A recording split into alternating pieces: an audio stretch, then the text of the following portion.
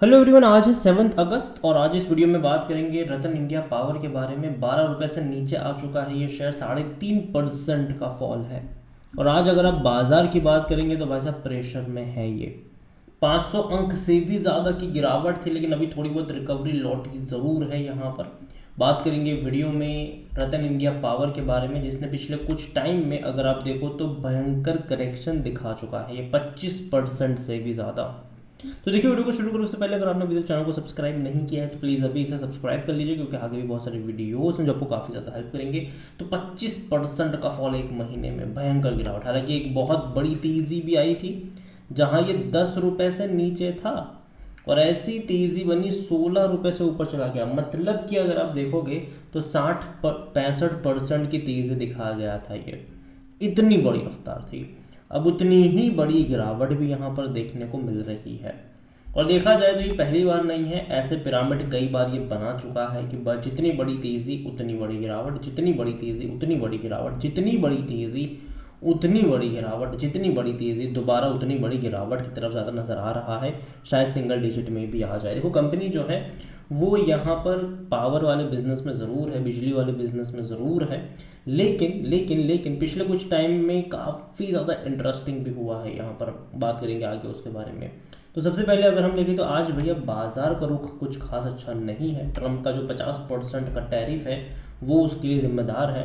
अब भैया ट्रंप ने जो टैरिफ लगाया है वो इंडिया के ऊपर सबसे हाईएस्ट टैरिफ अब हो चुका है। पहले 25% का था, अब 25% और लगाया, और धमकी के साथ कि आगे और भी लगा सकते हैं सेकेंडरी टैरिफ। और उसके चलते मार्केट थोड़ा सा नेगेटिव है आज। एक्चुअली में अगर आप देखोगे तो जिस सेक्टर की ज़्यादा पिटाई हुई है वो कहीं ना कहीं फिशरीज़ वाला सेक्टर है, जिसकी बहुत ज़्यादा पिटाई हुई है। टेक्सटाइल वाला सेक्टर भी थोड़ा बहुत प्रेशर में है, फार्मा वाला सेक्टर भी थोड़ा बहुत प्रेशर में ज़रूर है, लेकिन फिर भी उतनी बड़ा फॉल मैं नहीं कहूँगा कि देखने को मिला। क्योंकि देखो, इतनी बड़ी गिरावट तो पिछले कुछ टाइम में हम देख ही चुके हैं। पिछले एक महीने में इवन सेंसेक्स भी 4% से ज़्यादा गिर चुका है, ठीक है, पिछले। और हालांकि बहुत बड़ी तेज़ी भी दिखाई दे, अगर हम देखें यहाँ पर तो 73,000 से सेंसेक्स ने बहुत बड़ी तेज़ी दिखाई थी, 84,000 पे गया था, ठीक है। तो ऑलरेडी बहुत बड़ी तेज़ी दिखाई थी। सिंपल सा करेक्शन यहाँ पर देखने को मिल रहा है। जहाँ तक रतन इंडिया पावर के बारे में बात करें, इसने बहुत बड़ी तेज़ी दिखाई, यहाँ पर भी करेक्शन देखने को मिल रहा है। और जहाँ तक वॉल्यूम्स देखे, आज देखो 2 करोड़ से भी ज़्यादा शेयर ऑलरेडी यहाँ पर ट्रेड हो चुके हैं, बड़ी क्वांटिटी में ट्रेडिंग चल रही है।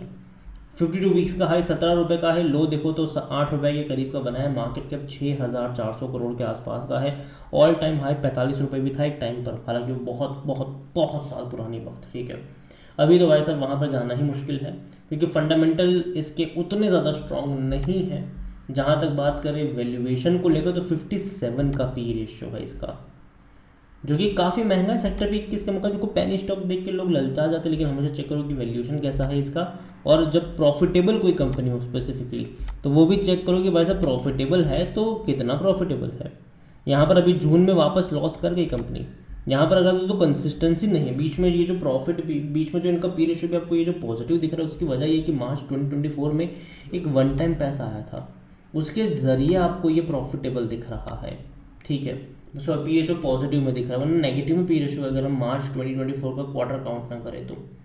यहाँ पर देखो ना, उस वन टाइम वाला पैसा काउंट ना करें तो, ठीक है। लेकिन फिर भी अच्छी बात यह है कि एटलीस्ट कंपनी का लॉस कम हुआ है। क्योंकि पहले अगर आप देखोगे तो कंपनी पहले 600 करोड़ तक के क्वार्टरली लॉस कर रही थी, लेकिन पिछले कुछ क्वार्टर में अगर आप देखोगे तो थोड़ा सा इंप्रूवमेंट तो है, ठीक है।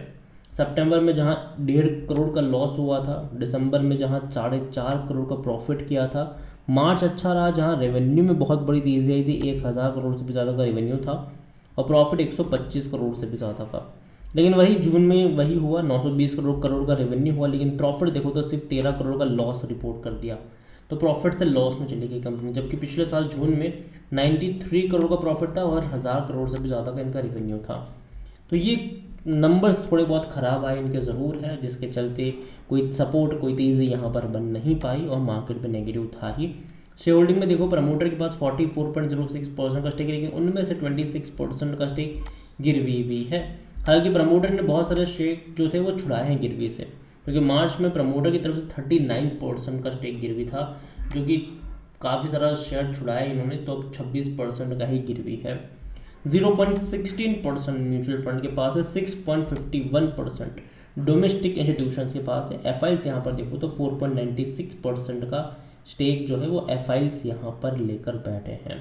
रिटेल की जो होल्डिंग है यहाँ पर वो 23.18% है। अदर पार्टीज 21.13% का स्टेक यहाँ पर लेकर बैठे हुए हैं। ओवरऑल अगर बात करूँ मैं यहाँ पर रतन इंडिया पावर की, देखो कंपनी डेफिनेटली पिछले कुछ टाइम से काफ़ी ज़्यादा स्ट्रगल में है और देखो कई बार मौके ऐसे बने ज़रूर है कि बड़े फॉल के बाद बड़ी तेज़ी आती है, लेकिन एक फॉल अभी जहाँ तक मुझे लगता है कि जो सपोर्ट की बात करें वो 8-9 रुपये के आसपास नज़र आता है। देखते हैं कि वहाँ पर रुकता भी है कि नहीं।